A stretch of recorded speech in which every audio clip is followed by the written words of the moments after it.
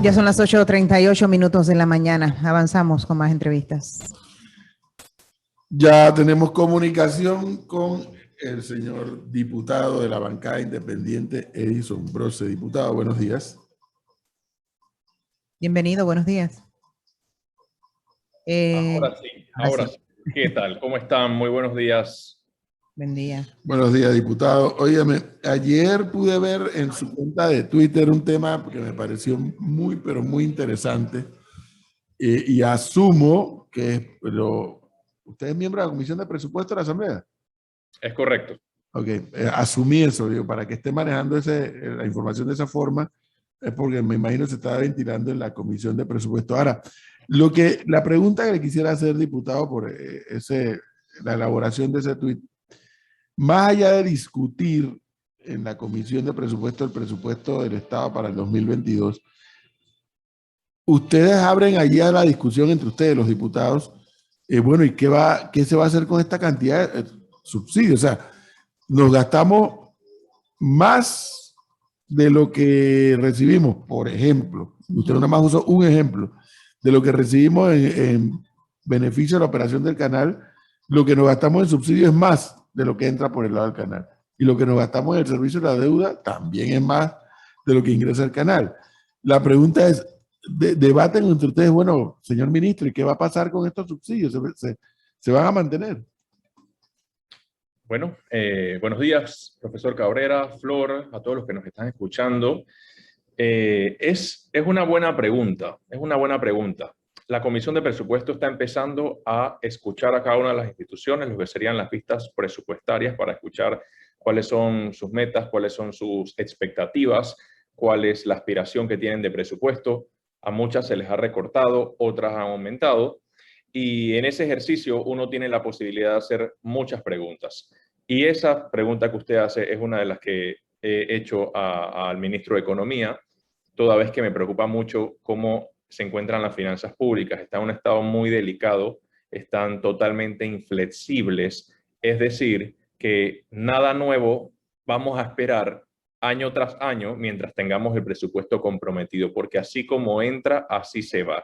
Y en el tweet pudimos ver una comparación de algunos de los números, por ejemplo, el canal de Panamá, que rinde unos dividendos de casi 2.000 millones de dólares, o esa es la proyección para este año 2022, pero solamente en subsidios se van más de 2.000 millones de dólares, igualmente en intereses de la deuda.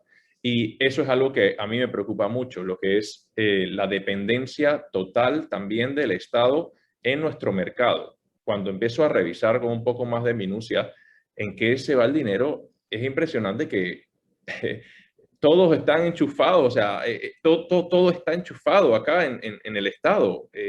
Lo que es los subsidios, por ejemplo, ahí nos están contando muchos subsidios existentes, como son donaciones, por ejemplo. Donaciones a muchas organizaciones, entre otras. Y eso me preocupa mucho porque quiere decir que el Estado cada día está achicando, está creciendo, pero el mercado se está limitando. Es decir, la creación de riqueza realmente estamos dependiéndola del Estado. Y eso es preocupante porque con la administración del Estado en este momento, el día que el Estado ya no pueda más, entonces ese día se acaba nuestro mercado. Eso a mí realmente me preocupa. Y lo digo también por el nivel de recaudación que tenemos, que no refleja un mercado sólido. Y quizás también hay mucho que hacer a nivel de recaudación, mejorarla. No creo en subir impuestos, yo creo que aquí es un tema de eficiencia a la hora de recolectar los que existen y de no despilfarro. Me preocupa mucho cómo se está yendo tantísimo dinero en lo que son las planillas, por ejemplo, que estamos llegando cerca a los 4.000 millones de dólares. Eso es bastante dinero solamente en funcionamiento. Y bueno, solamente en planillas, sin contar también funcionamiento en general, que incluye viáticos, alquileres, pago de gasolina, entre otras, textiles, por ejemplo.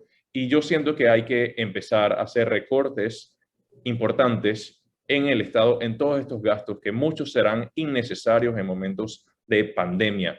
Y es importante revisar institución por institución, porque algunas tienen el potencial de poder mantener sus operaciones con la mitad de los recursos que se están gastando. Y eso es por medio de la tecnología. La tecnología ha llegado para ayudarnos a ser más eficientes. Tenemos que tener un Estado más eficiente, porque de lo contrario, toda esa supuesta redistribución no es una redistribución que va a ayudarnos a prosperar. Por ejemplo, algunos vemos que se están yendo en subsidios, casi los 2.000 millones de dólares, y pienso que más, porque ahí no están contemplados algunos subsidios de esos que se comentan como donaciones de las instituciones. Las instituciones tienen una partida que se llama transferencias corrientes y subsidios, que eso no lo estamos contando, por lo menos no lo estaba contando dentro del renglón de subsidios al que me Y refiero. sospecho, diputado, que ahí tampoco están todos los subsidios que existen para el sector privado. Sí están dentro de los 2.000 millones de dólares, pero hay otro renglón que no estaba dentro de los subsidios. De los subsidios del Estado también son a las empresas, son varios.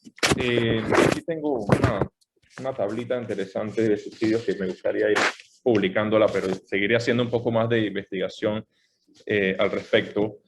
En subsidios para las empresas se están yendo, por lo menos para este año 2022, lo proyectado es 102 millones de dólares, mientras que subsidios así para personas, hogares, que incluye una lista que le voy a leer, por ejemplo, Panamá Solidario, subsidio energético, programas de becas y asistencia del IFARU, 120 a los 65, red de oportunidades, programa Ángel Guardián, subsidio de gas licuado, Fondo Solidario de Vivienda, Transporte Público, Fondo de Estabilización Tarifaria, Fondo Tarifario de Occidente, Programa de Nutrición Escolar, Fondo para la Equidad y Calidad de la Educación, el FESE, Interés Preferencial, Programas de Inserción Social, Costo de Manejo de Programas. Bueno, la suma de todo eso que les acabo de leer es 1.405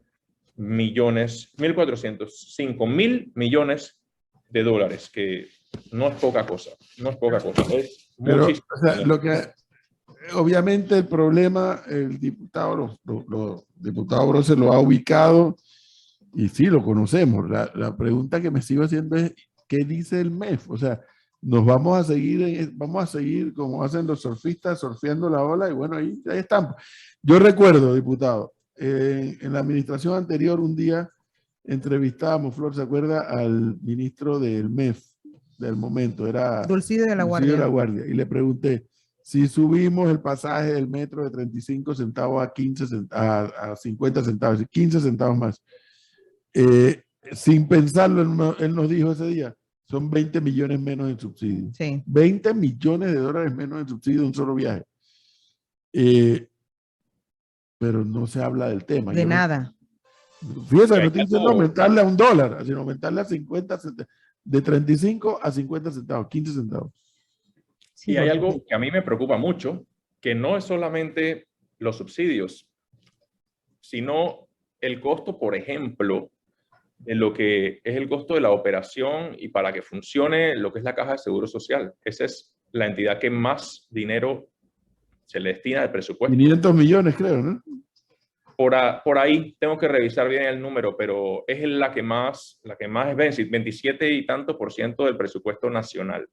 Solamente el programa IBM se va más de lo que está proyectado para la recaudación del Canal de Panamá, lo cual no es un problema porque las personas han pagado por su jubilación. Claro. El problema ha sido una mala administración que ha tenido la Caja de Seguro Social en todos los aspectos, al punto que los números rojos ya no están para el 2025, están para el 2023. Es decir, para el 2023 el programa podría estar que se quedando sin fondos. Eso es preocupante. Eso sí nos puede llevar a lo que han tratado de mantener neutralizado, que son discrepancias, molestias sociales importantes. A mí me preocupa mucho porque va a haber que revisar muy bien cuáles son todas las alternativas. Y esto es lamentable porque esto es producto también de malas gestiones, malas administraciones. Una caja que, a mi juicio, ha sido muy ineficiente. Juntas directivas que toman decisiones tardías en cuanto a funcionarios, más de 35.000 funcionarios, donde de esos funcionarios 1 de cada 3 es administrativo. Eso es algo que preocupa. Ahí se va muchísimo dinero. muchísimo dinero y personas que gobierno tras gobierno van acumulando una cuota, una cuota, una cuota, y después son parte de lo que son las leyes especiales donde entraron a un gobierno y ya se tienen que mantener y la planilla crece, crece, crece, crece.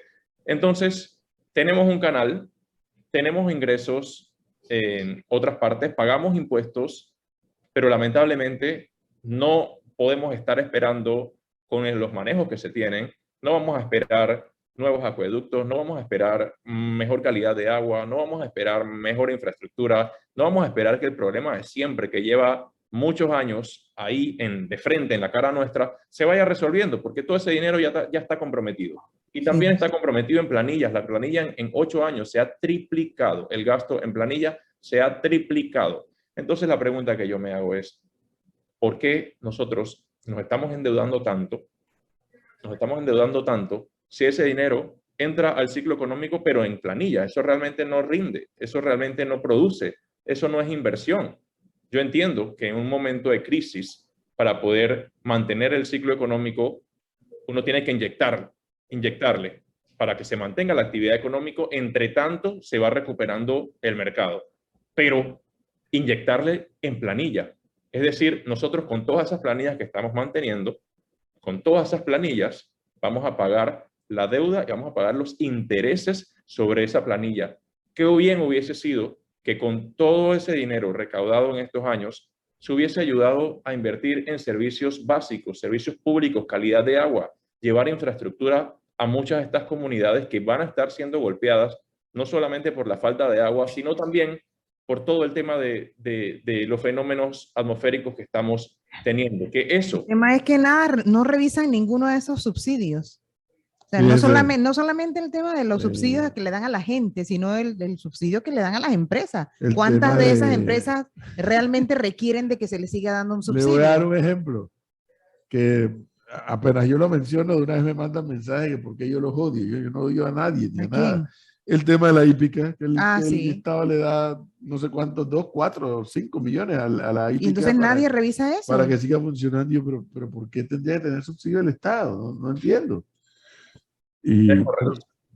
Pero no sé, no veo en el Ejecutivo una actitud de revisar esto. O sea, el tanquecito de gas, es sabido que hay una cantidad de gente inescrupulosa que se vale el tanquecito de gas para los negocios. Y además de revisar los subsidios, que considero hay que hacerlo, considero que hay que revisar subsidios, hay que revisar planillas. Muchas de las instituciones requieren tecnología que podría ahorrarnos muchísimas planillas que van creciendo y creciendo. Y además... Dicen que también las escuelas privadas, diputado, de los amigos del ministro de turno. Las escuelas, bueno, no tendría que revisar si tienen algún subsidio. Dentro de mi lista no veo ningún subsidio, pero si tienen una información me la pasan para revisarlo porque sería muy interesante. Igualmente quería comentar que muchas veces no es solamente las personas que están contratadas, o sea, la planilla, porque muchos están trabajando. Hay funcionarios que trabajan y digo, yo creo que muchos funcionarios trabajan y trabajan bien. El problema son los que no están trabajando. Los que no están trabajando.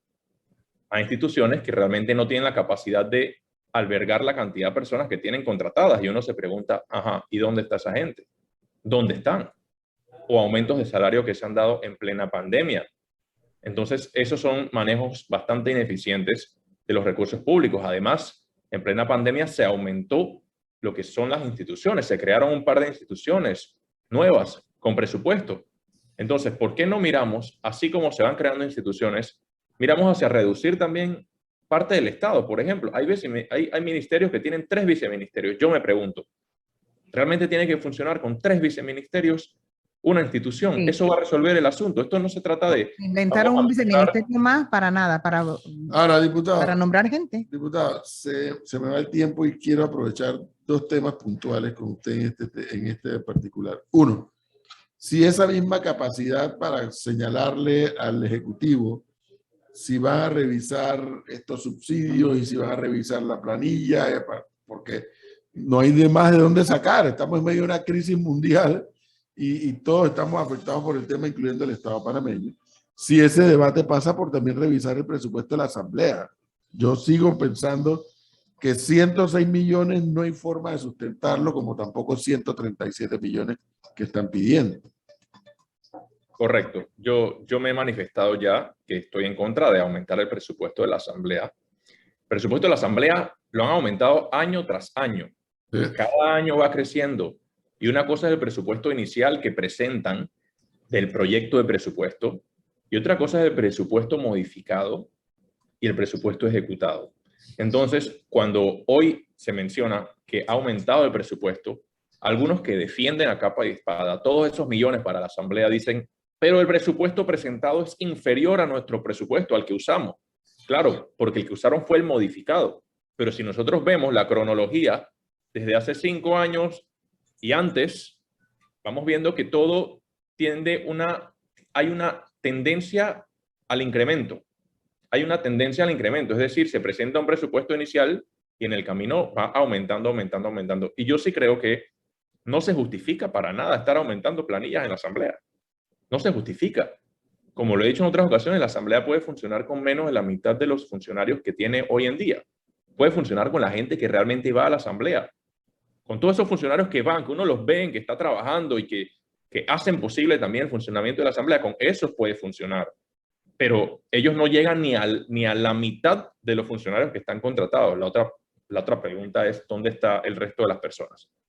Que no se ven. Entonces, yo creo que hay que ser muy cuidadoso con esas planillas proselitistas. Personas que están contratando gente para que esté dando vuelta, haciéndole publicidad en la comunidad. Eso no se justifica con plata de la Asamblea, que el trabajo debe ser legislativo, tiene que ser un trabajo de fiscalización. ¿Cómo se van a resolver las grandes necesidades, las grandes desigualdades que muchos comentan, que dicen, en nuestra comunidad, ciudad, área rural, no hay nada, no hay agua, no hay luz, no hay internet, no hay absolutamente nada? Ok, la pregunta es, ¿por qué en lugar de contratar a personas que hagan un trabajo legislativo, contratas personas que sean activistas para promover tu imagen, tu nombre en la comunidad? Las cosas no van a cambiar mientras se siga la misma fórmula. Hay que cuestionar, hay que hacer el trabajo, fiscalizar, ver con minucia, sobre todo una discusión como el presupuesto. El presupuesto es importante para los que nos están escuchando. Eso es lo que determina si van a tener nuevas obras, si van a tener más dinero para educación. La clave de esta historia con el presupuesto de la Asamblea, y es algo que yo sí defiendo, es que la Asamblea como institución y los diputados individualmente tengan partidas importantes para contratar a destajo asesores, porque y en tiempos modernos hay temas nuevos que se discuten en los órganos legislativos y evidentemente los diputados no pueden saber de todo.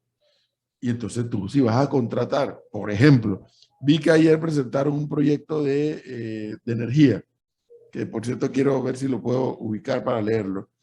Es evidente que los diputados, no todos los diputados, probablemente la mayoría, no domina la temática de la energía y de todos los cambios que están ocurriendo en el mundo en materia de movilidad. Cuando hemos dicho aquí, el presidente Biden ha dicho que en el año 2030, 40-50% de los vehículos en Estados Unidos deberán ser eléctricos. La Comisión Europea de la Unión Europea ha dicho que en el 2035 carros eléctricos.